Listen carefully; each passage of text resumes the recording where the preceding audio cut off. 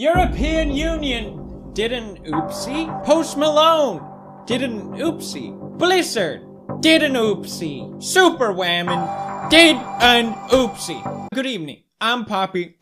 Let's get into the news. Let's just jump into it.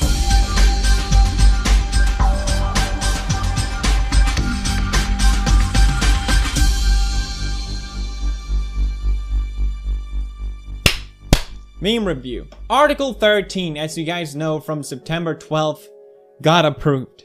That's right, everyone press F for European Union. What did Article 13 say? Well, people were saying that now you can't upload footage if you go to a game match.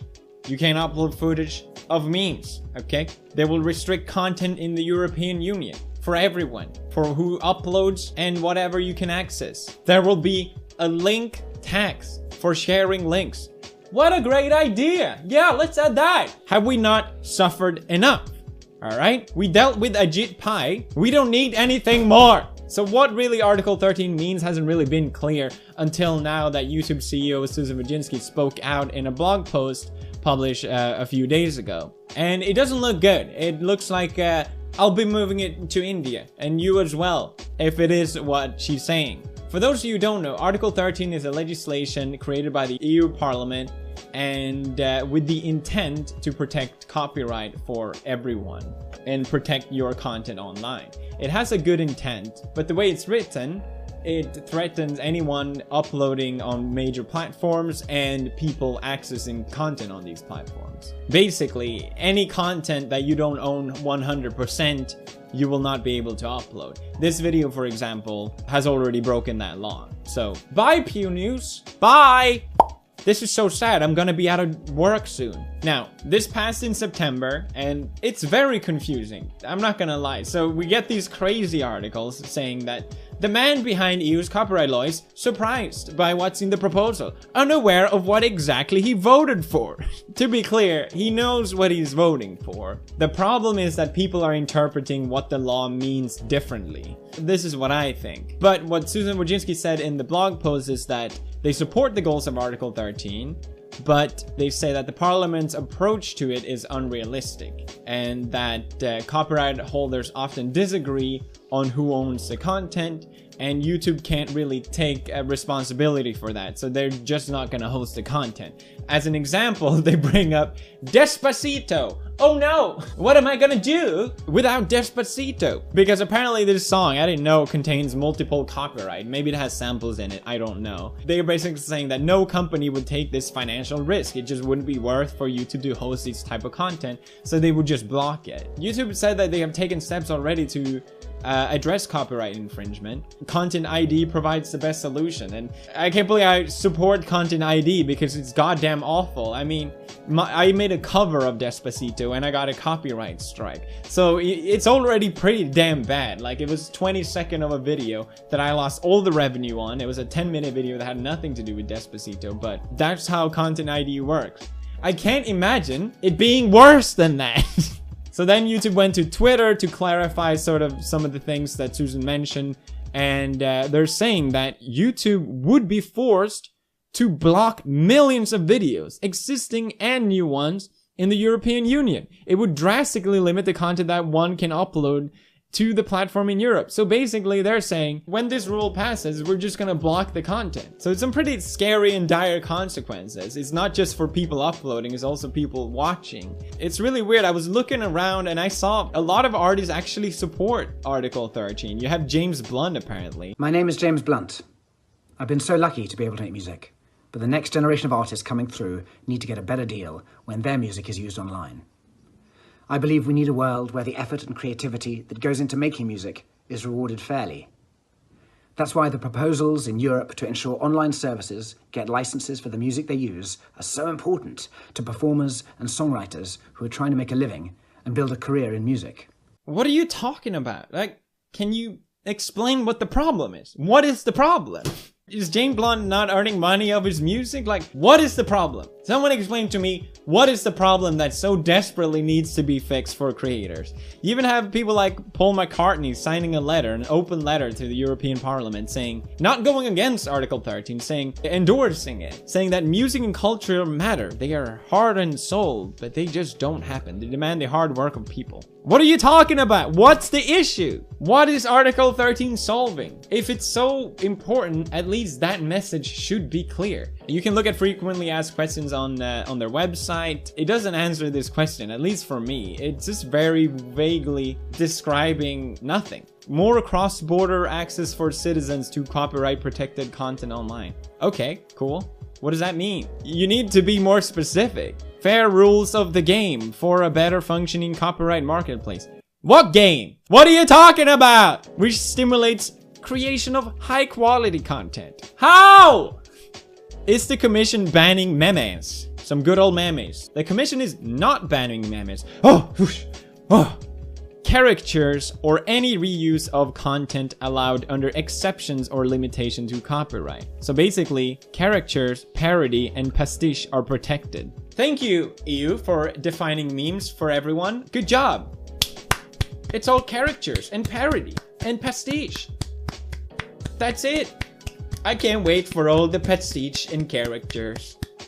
I don't trust EU Parliament to define what a meme is. I just don't. I don't trust anyone over 50 to tell me what's the best for the internet ecosystem, okay? The problem and the thing that worries me is that, as an example, this happened in Spain, I think a few years ago, where I don't know if this is necessarily true. I probably shouldn't talk about it, but people were saying that an article similar to Article 11, which is also very bad, was introduced into Spain, and it said that Google had to pay for news aggregation, but Google just decided to shut down Google News in Spain. So if you live in Spain, you can't use Google News because of this law that was added.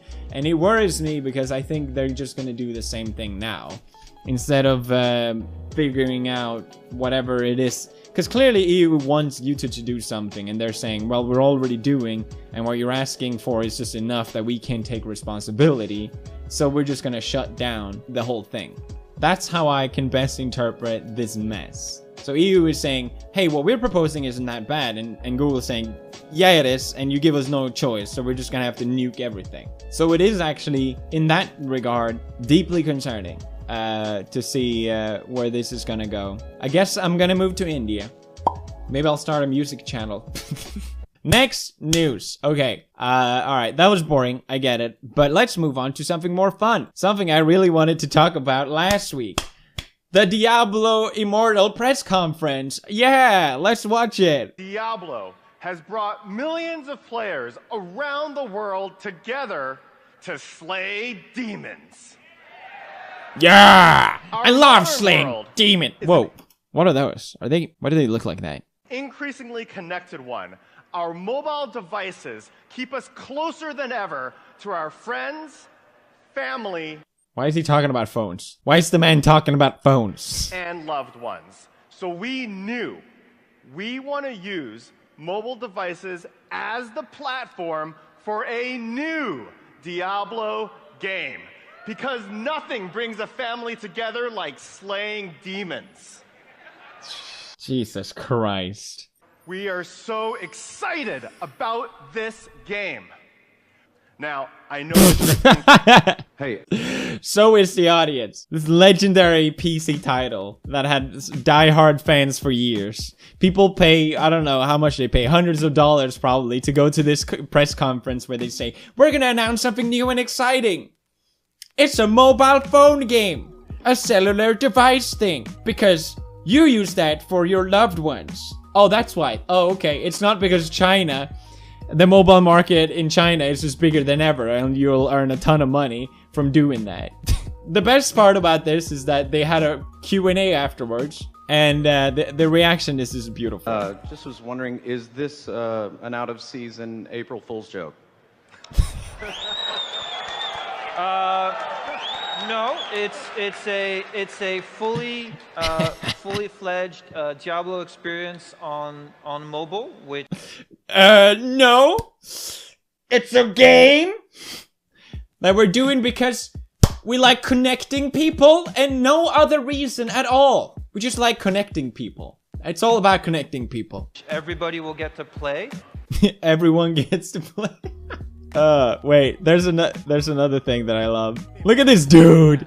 Look at this dude coming up before. Absolute legend. Can you imagine if he were that? Damn, that would be the best marketing of all time. The difficulty curve to get in this game. I think. See, he actually asked the question that you were supposed to ask, because they always screen you before. They're like, hey, what question do you want to ask him? Oh yeah, I want to ask him about the difficulty in the game. That's probably what that guy in the back did, and then he went, what the fuck? Is there any plans to make this playable on PC, or is this strictly mobile forever? Are there any? The current plan is to be on mobile, both Android and iOS. We don't have any plans at the moment. I like how he says it like it's a breakup. Like, are we like done for real, or is this like a thing? Strictly mobile forever. Domino's even made an ad just for this. This is not an out-of-season April Fool's joke. You will get a treasure chest when you purchase our pizzas. Jesus Christ. The desperation. You, of course, have people with the best take on this ever. April's Fool's joke? Oh, sit your fucking ass down. And people are applauding in the audience? You're all fucking babies. Yeah. All of you who applauded. You're all babies. You're rude, first of all. Yeah. But you're all fucking babies. Little 5 minutes of internet fame in your fucking video. It's disgusting. Yeah. And now you're fucking fuck you. Yeah, you're not doing exactly what we want when we want. It's like, grow up. It's so Grow up. gross. Just fucking grow up. So gross. Shut up, kids. Can we relax Shut a the bit? fuck up. Shut the fuck up, children. Shut up. I get that it's so easy to just point to all these fans and be like, oh, just grow up. Oh, it's just a game. Oh, you're not... if you don't like it, just don't play it. But it's like, they announced this thing. It's for fans to be excited. That's what these conferences are about. It's for fan excitement. If they wanted to make a mobile game just to earn a bunch of money, just announce it somewhere else. Just announce it as... what are the other like tech conferences or something like that. This is a bad move. I'm sure the game is not that bad, but it's clearly not what people want. And if they're making a Diablo title 4 title anyway, just funny. It's just funny seeing all this. I don't know. It's probably just me. I feel like this is one of those things where Brad is watching this edit and he goes, this is really not that interesting, Felix. Okay, I'll move on. Oh, actually, speaking of Blizzard, you guys see this? So funny. And the winner is, well, this award goes to Epic Games. No, Epic Games won announcer. I'm joking. Epic Games won Developer of the Year, Publisher of the Year. Wow. It's a joke. It's a joke. It goes to Blizzard. Well done, Blizzard. Blizzard.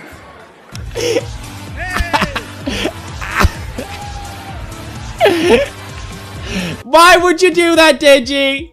Why? You don't... It's a joke. Epic Games. No, I'm joking. I'm joking. I'm joking. They went up and everything.